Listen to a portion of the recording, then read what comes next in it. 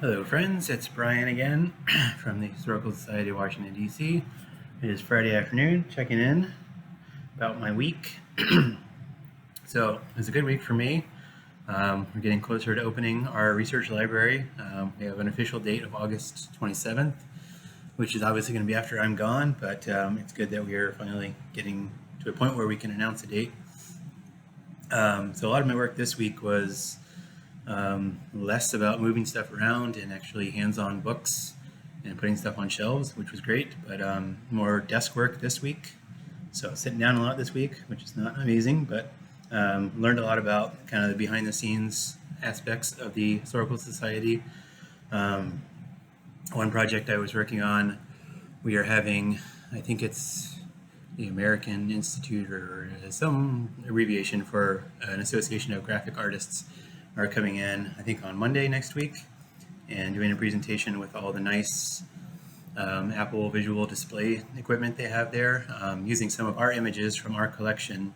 So my job was to kind of track down those images. They had the images in a file form, or just a file name in the image, and I was meant to look at these file names up in our catalog, list the call number and the name of the collection which they're in our library, and find a descriptive title for it and a citation for it so they can include this in their presentation.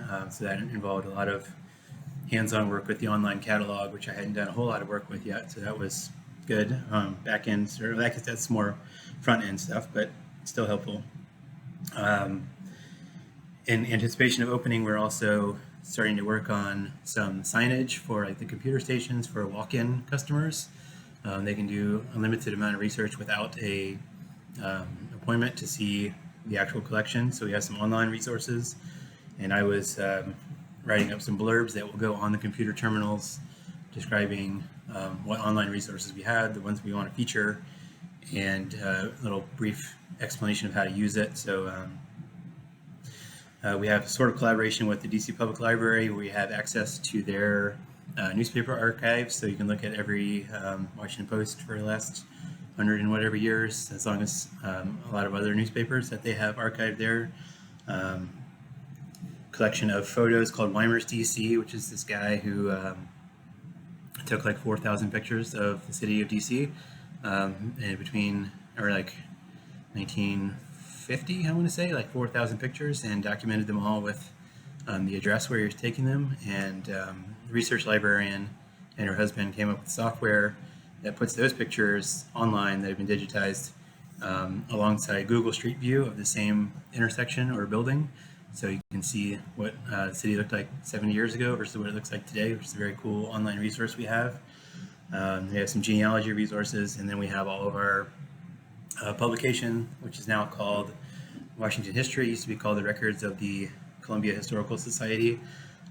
So those publications go back like 100 years at least, probably a little bit more, and they've all been digitized and online. So those are available in the library to do research. So I was kind of writing signage on how to access all this information. So that's kind of getting closer to the kind of research and hands-on work with people who walk in libraries, even though I won't be there for that part.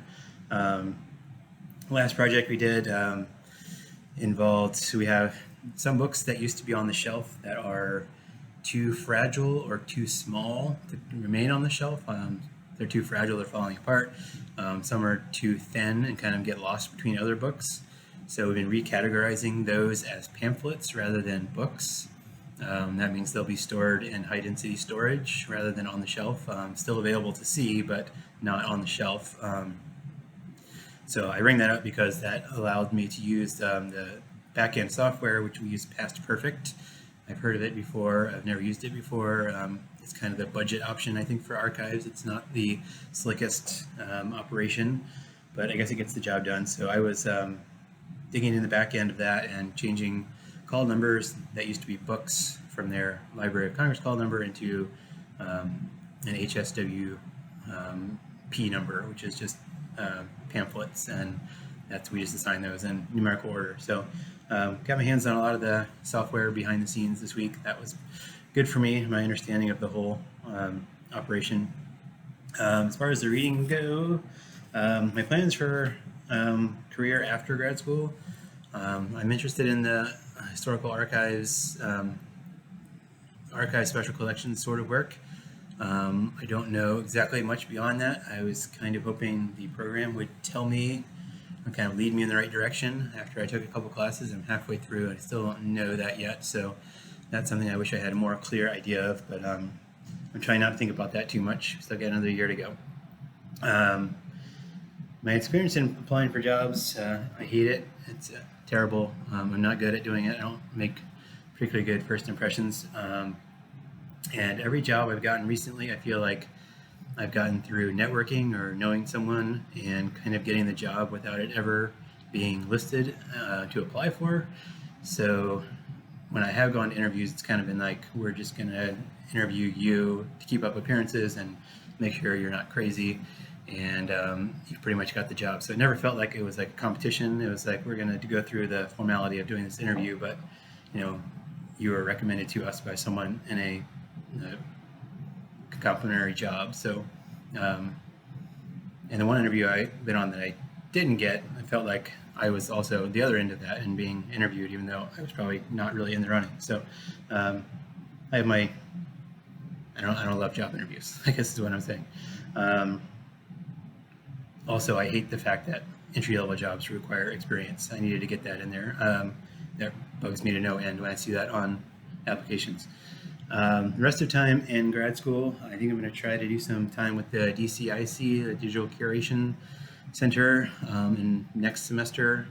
I'm considering doing another internship, but kind of need to get paid for one because I don't have time for a full slate of classes. A paying job and an internship is probably too much, but looking to get more involved in the DCIC angle for sure. And if an internship comes along, that's definitely something I would pursue. So I'm over my time. Sorry for running late. I will talk to you guys later.